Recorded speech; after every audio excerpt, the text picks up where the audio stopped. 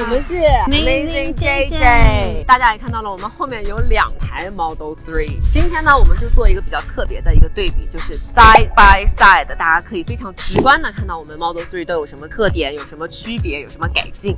对，据说新款的 Model 3做了很多升级。是的，我们今天来看一下它这个升级到底是真的升级呢，还是鸡肋的升级？其实你刚刚也驾驶了大概几分钟，你觉得就是很好开，有没有？感觉有变化，但是你不知道是哪里有变化。微整的力，微整。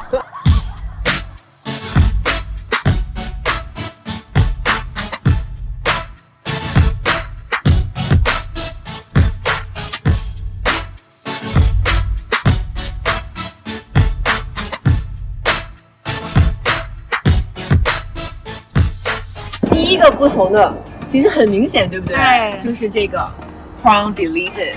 我还蛮喜欢它现在 Crown Deleted 的这种黑色磨砂喷漆，而且它是配套的。你看它这里其实也是黑色，高后镜也是黑色，然后这边这块也是黑色，还蛮漂亮的，感觉比较高级。肯定有很多人喜欢 Crown， 但是我觉得它的问题就是留指纹。对，很容易留指纹，这个就好很多。第二点，它现在的那个后备箱是电动的，电动的。哦，自动关，这样方便很多。对，所以老款的手动的 trunk， 这个是老版的 Model 3，然后它是长得这个样子，当然有6个格格。刚刚 sales 小哥也说它是只能往前照的。我们看一下新款，2021年新款呢，它是有2个格，还有个灯。21年款的灯呢，它是会跟着你的方向盘去转方向的。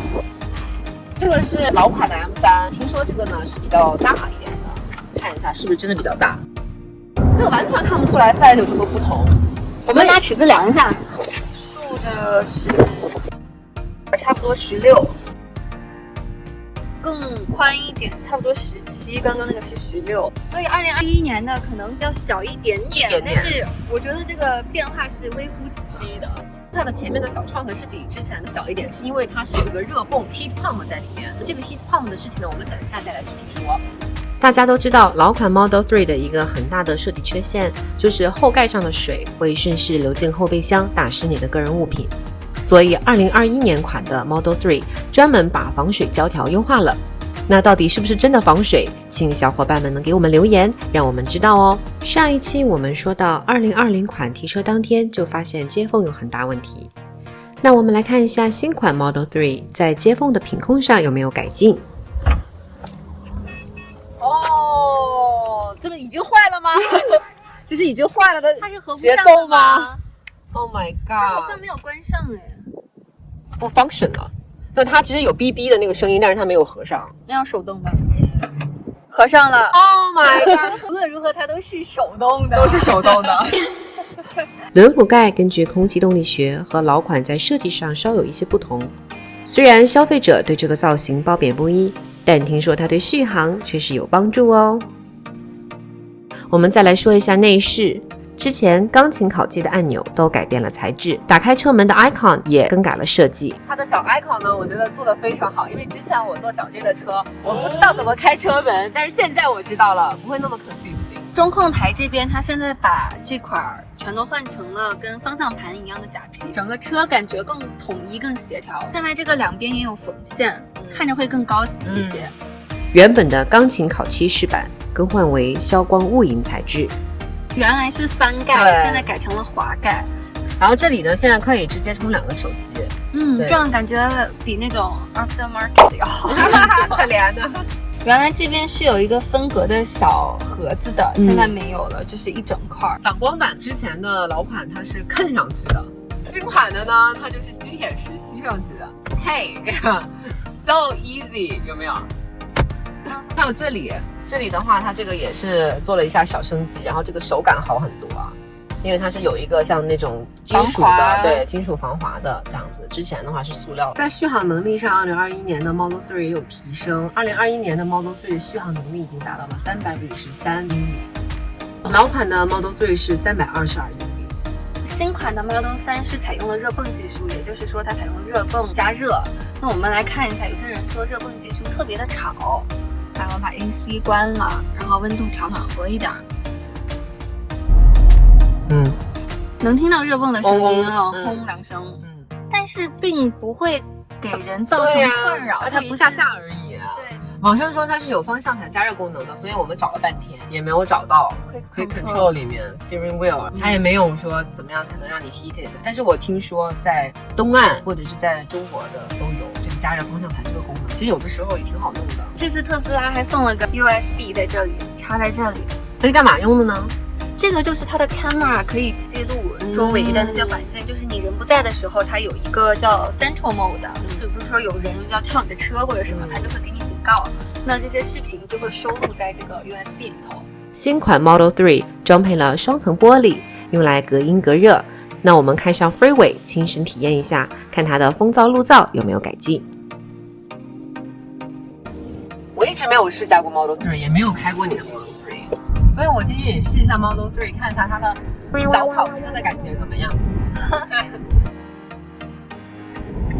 上 Freeway 了。哦，这底盘还蛮硬的，一点都没有失控感，是吧？是的。那我们上个 Freeway。特斯拉给我们打电话了，觉得我们开太久了吧？风噪好像真的有不一样哎，好像有好一点，真的有不一样，风噪这个真的好很多。你听，因为它用了双层玻璃嘛，所以我现在感受到的风噪跟路噪是比我上次试驾 Model X 好很多的，要小一些。之前的就很吓人啊，就感觉呼呼往里灌风。对呀，还行。你看着好紧张哦。对呀，我感觉你比开大 G 还紧张，因为你觉得可能电车不太适应。对。我感觉你脖子都要更跟着出来了。就是那个头不会放在那个座椅上，就一直是挺着更跟着。好了，回去吧。厕所。